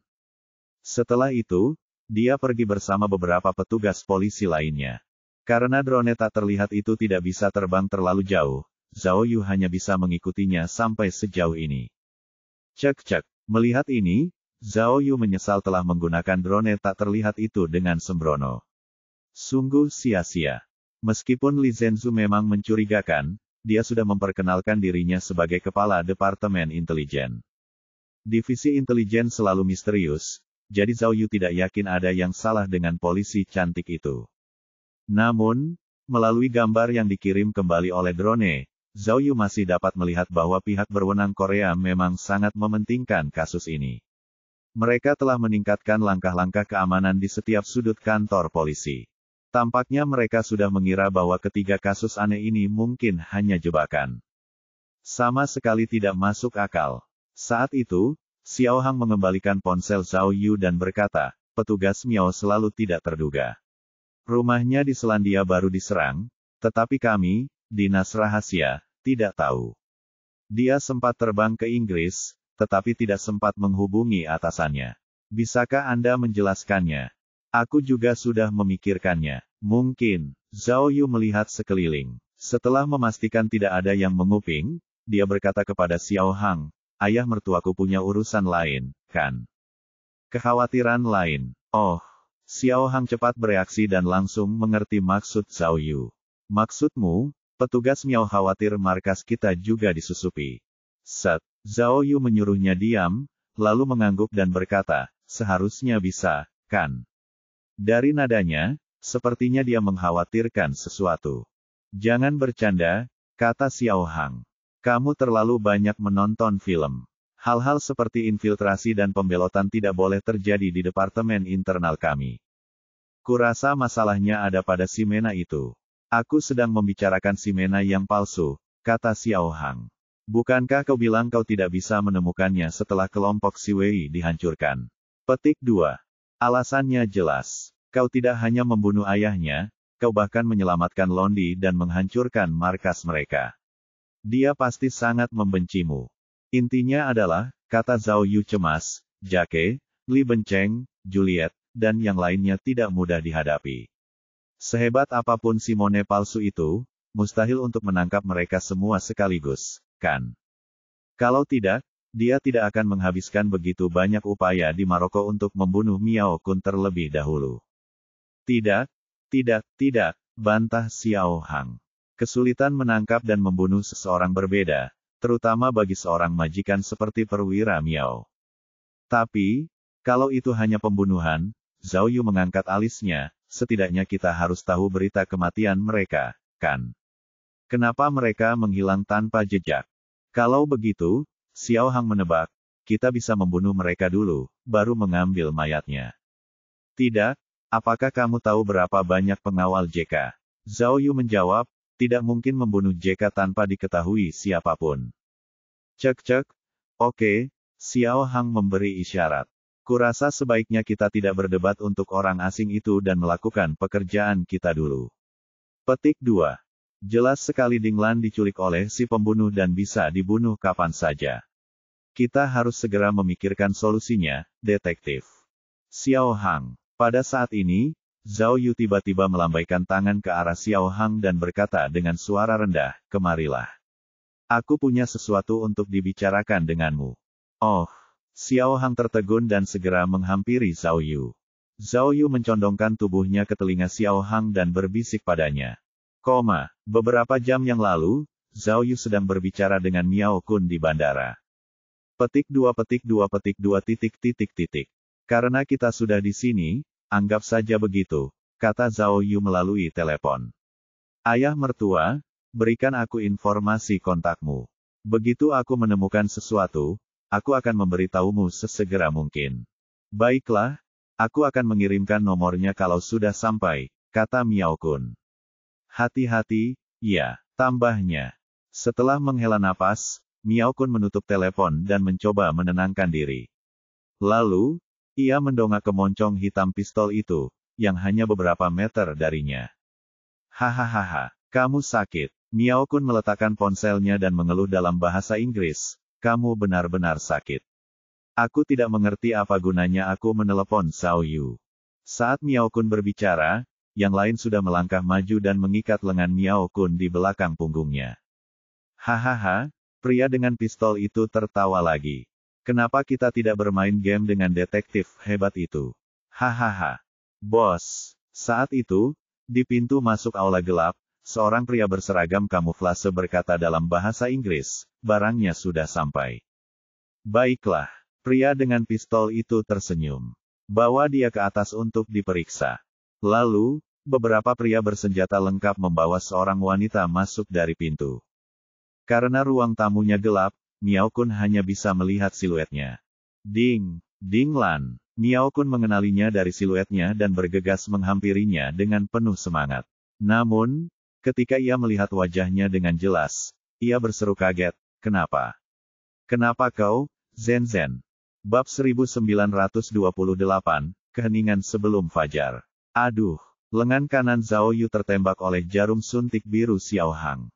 Ia menjerit kesakitan, sakit.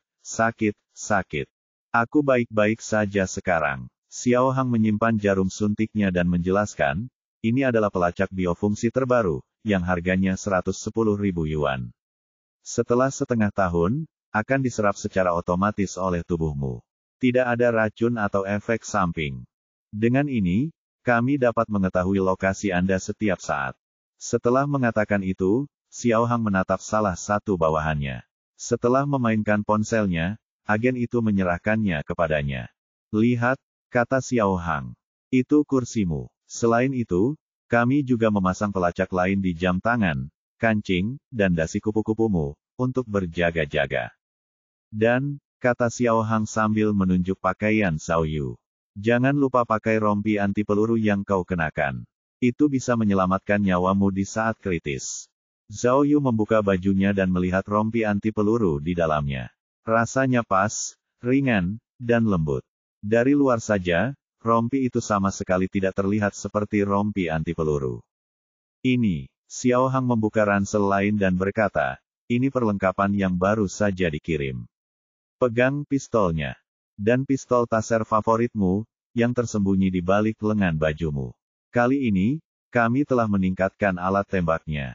Pistol ini bisa menembakkan 3 peluru taser berturut-turut, tapi agak sulit dipasang. Juga, kamu harus lebih berhati-hati. Jangan meremas terlalu keras, atau kamu bisa tersengat listrik. Wow, Zhao Yu melihat pistol taser yang sudah ditingkatkan dan berkata, aku sudah lama berada di dinas rahasia, tapi baru kali ini aku merasa seperti agen khusus. Xiao Hang, apakah kamu memberiku mobil sport tak terlihat, pemotong laser, atau bom permen karet? Sudah cukup, bos, kata Xiao Hang sambil menggelengkan kepala.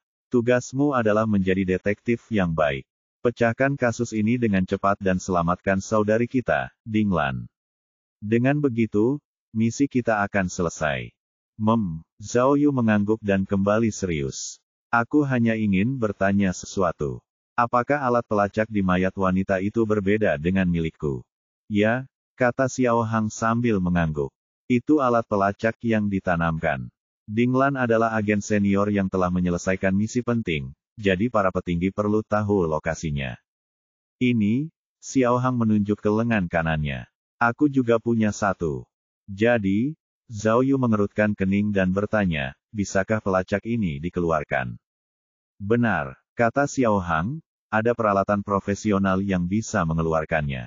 Tentu saja, kamu juga bisa memotongnya dengan pisau. Karena ini adalah pelacak, Zhao Yu bertanya lagi, apakah itu berarti markas besar akan memiliki jejak pelacak yang lengkap?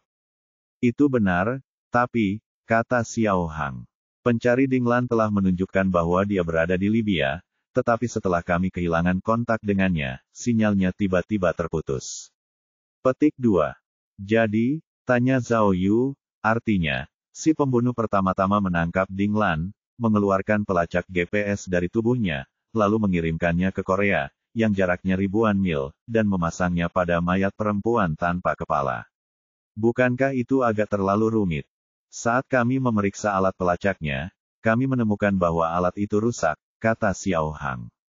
Seluruh prosesnya mungkin sama merepotkannya dengan yang Anda gambarkan, jadi sekarang kami semakin yakin bahwa itu untuk memikat Anda ke Korea. Lagi pula, kasus tangan hilang tingkat rendah, kasus iblis, dan mayat wanita tanpa kepala tidak cukup untuk memikatmu ke sini, kan? Petik 2. Zhao Yu tidak mengatakan apa-apa, tapi dia setuju dengan Xiao Hang. Kalau bukan karena Ding Lan, dia tidak akan terjebak dalam perangkap yang jelas ini. Dia tahu bahwa meskipun dia belum menghadapi masalah apapun, bukan berarti musuh tidak melakukan apapun. Keheningan sebelum fajar adalah yang paling menakutkan. Dia harus siap 120%. Baiklah, kata Xiao Hang sambil menyerahkan beberapa magasin kepada Zhao Yu. Kurasa kau tidak perlu menggunakan terlalu banyak untuk saat ini. Kalau ada serangan, kau tidak perlu melakukan apa-apa. Aku di sini. Ngomong-ngomong, Li Jing sekarang ada di Departemen Urusan Nasional, bertukar informasi dengan pihak Korea, kata Xiao Hang. Dia akan datang menemui kita besok. Kira-kira dia akan memberi kita kejutan, iya. Apakah kamu memperhatikan? Zhao Yu menyimpan majalah itu dan berkata, para Han Fang cukup gugup sekarang. Mereka pasti punya firasat bahwa sesuatu yang besar akan terjadi. Ya, tidak ada yang mau mendapat masalah di wilayahnya sendiri, kata Xiao Hang acuh tak acuh. Tapi aku tetap bilang, orang harus mengandalkan diri sendiri. Kita tidak boleh terlalu bergantung pada mereka. Zhao Yu mengangguk, lalu berkata, besok, Aku akan memeriksa TKP dari ketiga kasus itu, lalu memeriksanya lagi sesuai rencana kita. Dan, Zhao Yu berkata lagi, bantu aku mengatur agar aku bisa berbicara dengan dua orang yang selamat dari kasus tangan hilang dan kasus iblis besok. Tidak masalah, kata Xiao Hang. Orang-orang hebat berpikir sama. Sejak awal, saya pikir kita harus memulai penyelidikan dari tempat kedua korban diculik, bukan dari TKP terakhir. Lumayan, lumayan. Zhao Yu mengacungkan jempolnya. Kudengar kau dan petugas Li Jing sedang bertengkar. Apa kau butuh bantuanku untuk bertemu besok? Lupakan saja, kata Xiao Hang, kita punya konflik kelas. Kau tak bisa menandingi kami. Mari kita bicara bisnis, Detektif Zhao. Begini, kami sudah bekerja sama dengan pihak berwenang Korea untuk menyelidiki situasi imigrasi baru-baru ini. Jika Dinglan benar-benar dibawa ke Korea dari Afrika Utara, mereka pasti menggunakan cara ilegal untuk masuk. Kita akan bekerja sama dengan pihak berwenang Korea dan mencarinya satu persatu. Mungkin kita akan menemukan sesuatu, kata Xiao Hang. Tentu saja, hanya perangkat GPS tidak bisa membuktikan bahwa Dinglan ada di Korea. Tapi, bagaimana kalau kita bisa menemukan musuh yang mencurigakan? Ya, patut dicoba, kata Zhao Yu. Jika pihak lain benar-benar datang untukku, mereka pasti sudah melakukan persiapan yang matang. Mungkin mereka membawa senjata. Biarkan pihak Korea mengumpulkan informasi di area ini. Mungkin kita bisa menemukan sesuatu. Baiklah, kata Xiao Hang sambil mengangguk. Serahkan saja ini padaku. Asalkan kau bisa menangani kasus ini dengan baik. Pada saat ini, salah satu anak buah Xiao Hang maju dan melapor, Kapten, kami baru saja menerima kabar bahwa database domestik telah dibandingkan, tetapi tidak ada kecocokan dengan mayat wanita itu. Apakah perbandingan sidik jari dan DNA sudah selesai? Tanya Xiao Hang. Ya, lapor agen itu.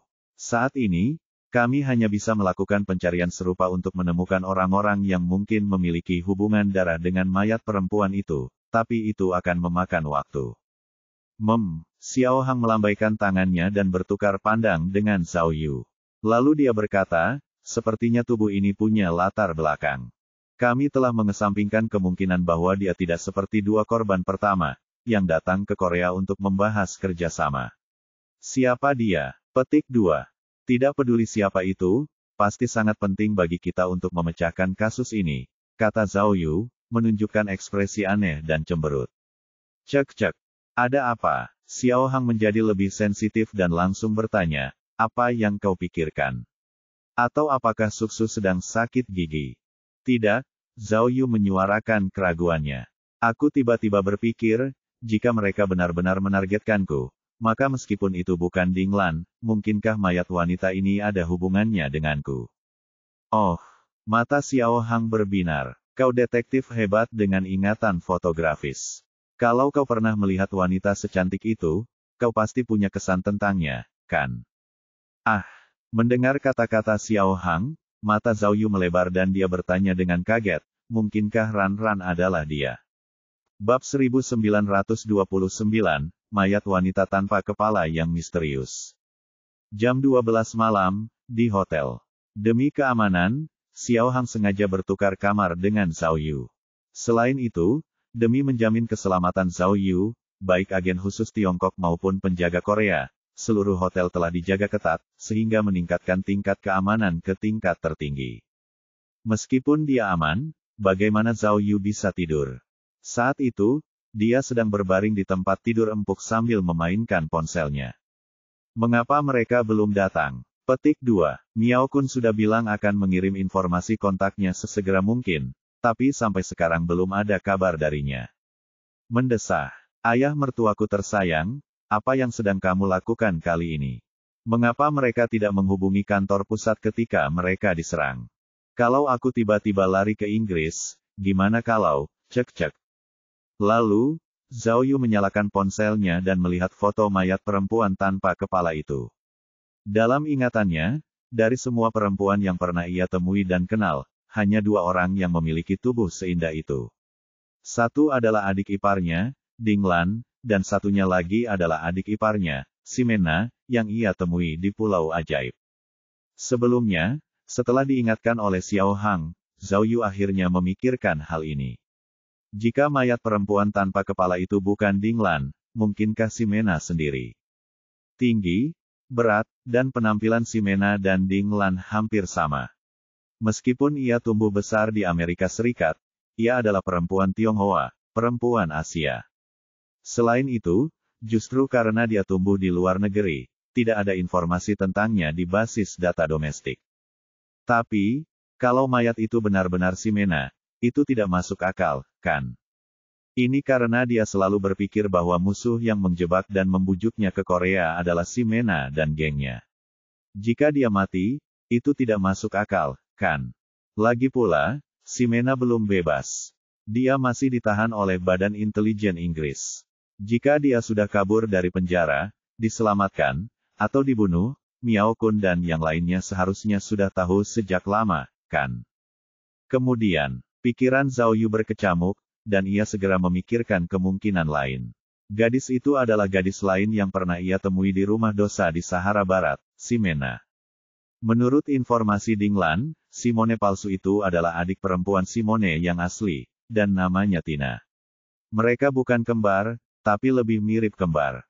Lalu, mungkinkah tubuh wanita tanpa kepala itu adalah Nona Tina? Benarkah? Zhao Yu memikirkannya dengan saksama dan mencoba mengingatnya, tetapi dia hanya pernah bertemu orang ini sekali, jadi dia tidak bisa memastikan karakteristik spesifiknya. Sama seperti Ximena, jika mayat perempuan itu adalah Tina, tidak akan bisa dijelaskan mengapa pembunuhnya ingin membunuhnya. Mungkinkah itu konflik internal? Atau dia hanya boneka yang tidak berguna? Sepertinya, Zhao Yu harus menyadari bahwa sebelum identitas mayat perempuan itu dikonfirmasi, ia tidak boleh asal menebak.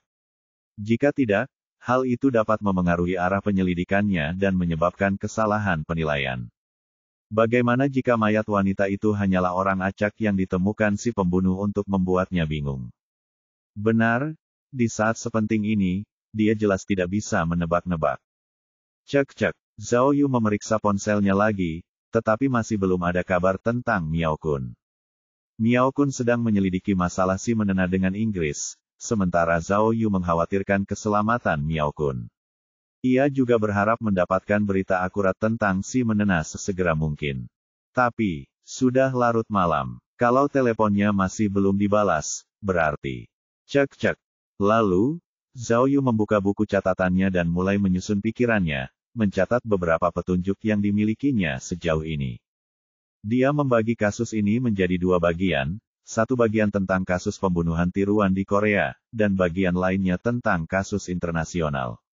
Kasus pembunuhan dengan meniru, mengacu pada 3 kasus, kasus tangan hilang, kasus setan, dan kasus mayat perempuan tanpa kepala. Zhao Yu berpikir bahwa ketiga kasus ini hanyalah permulaan. Meskipun ia telah datang ke Korea dan terjebak dalam perangkap mereka, bukan berarti kasus pembunuhan tiruan itu sudah berakhir. Lagi pula, dia telah memecahkan banyak kasus besar dan tertunda. Sedangkan untuk bagian internasional, itu merujuk pada detektif yang tiba-tiba menghilang. Li Bencheng, JK, Yusof, Juliet, dan Sai Wanbah semuanya orang-orang licik. Tak satu pun dari mereka orang biasa. Mereka punya uang dan kekuasaan. Siapa yang bisa membuat mereka menghilang? Atau, apakah ada di antara orang-orang ini yang mengkhianatinya? Dibandingkan dengan kasusnya, aspek ini jelas lebih menakutkan. Ini cukup untuk menunjukkan bahwa musuh misterius ini memiliki kekuatan yang luar biasa. Oleh karena itu, jika Zhao Yu ingin mengetahui kebenarannya, dia harus mulai dari dua bagian ini. Tentu saja, selain kedua bagian ini, Zhao Yu paling mengkhawatirkan keselamatan adik iparnya, Ding Lan, karena kasus mayat perempuan tanpa kepala itu seolah menjadi peringatan baginya.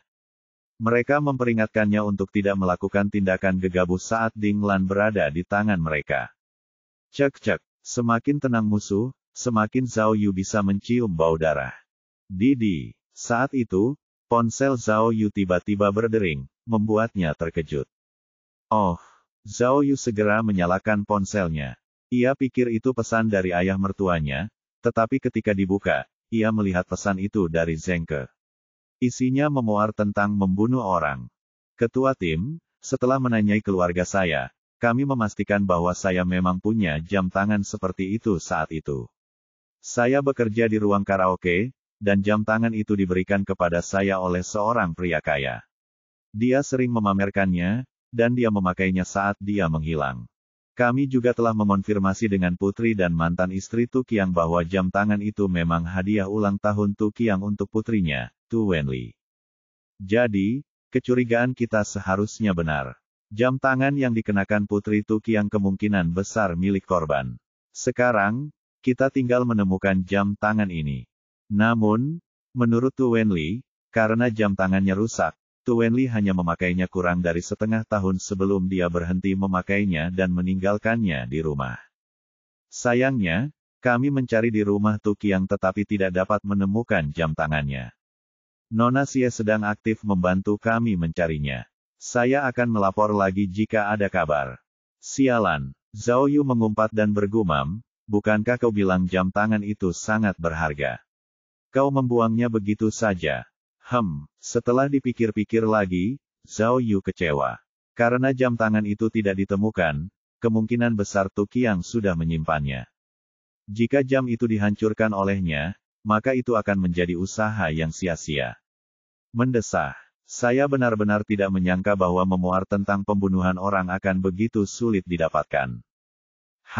Saat Zhao Yu merasa kecewa, dia tiba-tiba menyadari bahwa petualangan sampingan barunya telah berakhir. Ia membuka sistem dan melihat bahwa ia telah mencapai tingkat penyelesaian 517% untuk heksagram Kunkan. Ia juga menerima 10 item dengan level berbeda dan lebih dari 2000 poin. Begitu cepat, Zhao Yu teringat ketika ia bertemu dengan heksagram Kun di masa lalu, sepertinya hal itu tidak akan berakhir dengan cepat. Apa artinya ini? Mungkinkah peristiwa besar yang disebut-sebut itu telah berakhir? Hari ini adalah hari yang baru, jadi dia bisa membuka heksagram lainnya. Zhao Yu tahu sifat sistemnya, dan tahu bahwa sistem itu tidak pernah mengikuti aturan, jadi dia tidak repot-repot menebak apapun. Dia hanya menekan tombol heksagram terbuka, dan sebuah heksagram baru pun muncul. Pada akhirnya, 3 kata besar muncul di tengah antarmuka, Qian Kun, Kun. Bab 1930, Bab 1927 Dual Kun. Ini sungguh menakjubkan.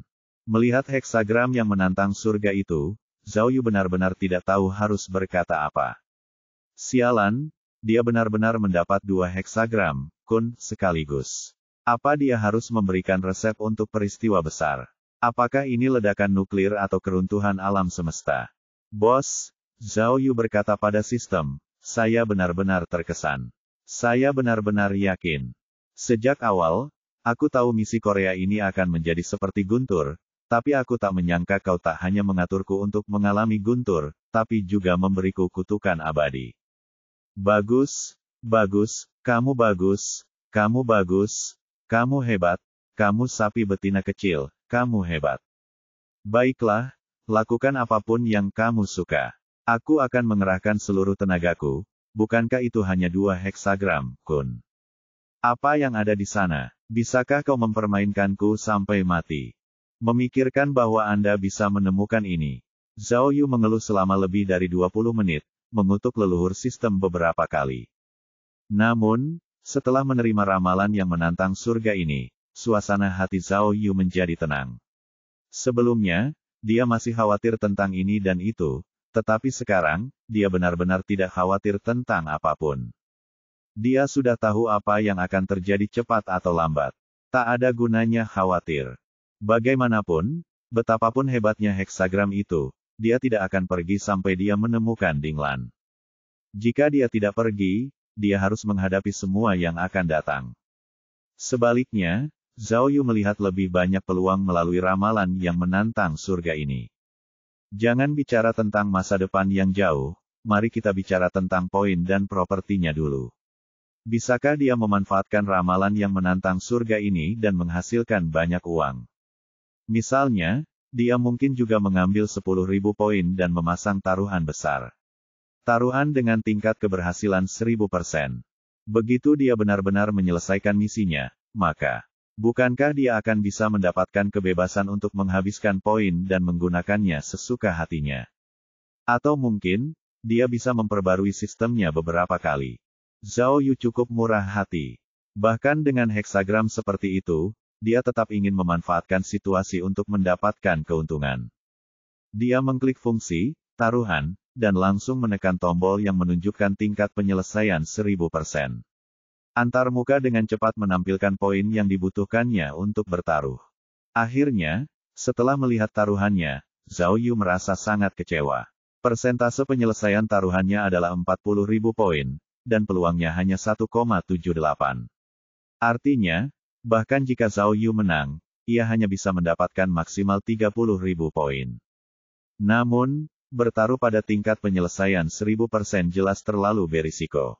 Jika dia tidak bisa mencapai angka itu, 40.000 poinnya akan hilang sia-sia.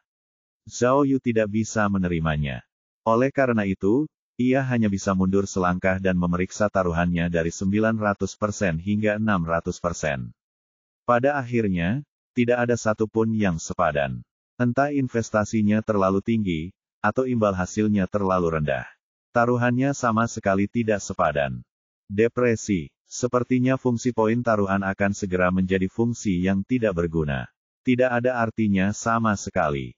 Jadi, Zhao Yu menggosok-gosokkan kedua tangannya dan memfokuskan perhatiannya pada pemilihan alat. Kali ini, ia harus memanfaatkan ramalan langka yang menantang surga untuk mendapatkan beberapa alat. Lalu, berapa penghasilannya? Setelah membuka fungsi pemilihan perangkat, Zhao Yu menelusurinya dan dengan cepat memusatkan pandangannya pada perangkat merah yang ditandai dengan kata khusus. Alat itu disebut penguat laser, dan deskripsinya mengatakan bahwa setelah menggunakan alat ini, benda mati apapun dapat ditingkatkan dengan efek laser. Dengan kata lain, jika benda ini digunakan pada pedang biasa, pedang itu bisa menjadi pedang laser di Star Wars. Dapat dengan mudah memotong apapun yang disentuhnya. Namun, instruksi tersebut dengan jelas menyatakan bahwa alat tersebut tidak efektif terhadap makhluk hidup apapun. Oh, Zhao Yu langsung mengerti bahwa dia bisa memiliki pedang sinar, tetapi dia tidak bisa menggunakannya untuk memotong orang. Baiklah, aku akan memilih ini. Meskipun tidak bisa melukai orang, itu tetaplah senjata suci yang menentang surga dan bisa digunakan untuk bersikap tangguh. Oleh karena itu, Zhao Yu segera menghabiskan lebih dari 7.000 poin dan bertaruh pada penguat laser. Selama tingkat penyelesaiannya di atas 800%, dia akan bisa mendapatkannya. Selain itu, Zhao Yu juga menghabiskan lebih dari 4.000 poin, dan dengan sengaja bertaruh pada lingkup universal. Selama tingkat penyelesaiannya melebihi 700%, dia akan bisa mendapatkan. Setelah berurusan dengan sistem, Zhao Yu tidak memikirkan hal lain dan langsung tidur. Dia tahu bahwa dia akan menghadapi peristiwa yang belum pernah terjadi sebelumnya, jadi dia harus menenangkan jiwanya agar bisa menghadapinya dengan lebih baik. Karena itu, Zhao Yu memutuskan untuk melupakannya dan tidak lagi memikirkan kasus-kasus itu. Ia menutup mata dan memaksa dirinya untuk tidur. Namun, lebih mudah diucapkan daripada dilakukan untuk tidur. Lagi pula, sesuatu yang begitu besar telah terjadi, dan dia telah membuka heksagram yang begitu menakjubkan. Dia baru saja memasuki dunia mimpi ketika dia mulai mengalami mimpi buruk yang luar biasa. Yang paling keterlaluan adalah dia bermimpi sebuah rudal menghantam hotel tempat dia menginap. Dalam sekejap mata, dia terjebak di lautan api. Dia ingin bangun, tetapi dia tidak bisa. Keesokan paginya, Zhao Yu terbangun karena ketukan di pintu. Sebelum dia sempat bangun dari tempat tidur untuk membuka pintu, pintunya sudah dibuka terlebih dahulu. Li Jing, yang mengenakan setelan olahraga hitam, muncul di kamarnya. Mustahil, Zhao Yu terduduk linglung. Ia menggosok matanya, lalu melihat dengan jelas bahwa orang di depannya memang petugas Li Jing. Li Jing masih sama berpengalamannya seperti sebelumnya. Melihat tubuh Zhao Yu yang bertelanjang dada, dia bahkan tidak berkedip dan langsung duduk di sofa di depan Zhao Yu. Saat itu, Xiao Hang memasuki ruangan dari belakang dan menggunakan perangkat elektronik hitam untuk memeriksa ruangan. Setelah memastikan tidak ada masalah, ia menjentikkan jarinya ke arah Zhao Yu dan meninggalkan ruangan. Petugas Li, berat badanmu turun lagi. Zhao Yu tidak tahu harus berkata apa. Kamu harus menambah berat badan. Kamu tidak terlihat bagus jika terlalu kurus. Zhao Yu, jangan buang waktu lagi. Miao Kun menghilang lagi, kata Li Jing dengan wajah muram. Apa? Zhao Yu menyeringai. Ia merasa penggunaan kata lagi oleh Li Jing cukup tepat. Setelah insiden Maroko, kami memasang pelacak yang sama dengan milik Ding Lan padanya. Agen kami menemukan pelacak itu tadi malam, tapi sudah hilang. Dia sudah pergi. Zhao Yu kemudian bereaksi. Di mana kamu menemukan pelacak itu? Petik 2. Di bilik telepon di tepi sungai Thames, kata Li Jing. Ada darah di pelacak. Itu darah Miao Kun. Bilik telepon. Zhao Yu menggaruk kepalanya. Maksudnya, dia dibawa pergi setelah meneleponku kemarin. Ini benar-benar. Sepertinya, Li Jing menatap Zhao Yu dan berkata, kau tidak terburu-buru. Tahukah kau bahwa dia melakukannya dengan sengaja? Apakah dia sendiri yang melepas lokator itu? Hei, apa maksudmu? Apa? Zhao Yu mendengar sesuatu yang aneh dan bertanya dengan ekspresi gelap, apakah kamu mencurigai ayah mertuaku mengkhianati kita lagi? Saya hanya menyatakan fakta. Kami mengirim seseorang ke kediamannya di Selandia Baru, tetapi tidak ada tanda-tanda serangan, kata Li Jing. Jika memang ada serangan, dia seharusnya melaporkannya ke polisi segera setelah dia melarikan diri. Zhao Yu, katakan padaku, apa yang dia coba lakukan? Apa-apaan ini? Zhao Yu tertekan. Apa yang dia coba lakukan? Bagaimana aku bisa tahu? Dia bilang dia akan pergi ke London untuk melihat apakah Xi Jinping masih ditahan di sana. Aku bahkan membiarkan kalian mendengarkan rekaman panggilannya. Ngomong-ngomong, Li Jing berhenti sejenak, lalu melanjutkan, aku punya berita lain untuk diceritakan. Ximena sudah kabur dari penjara.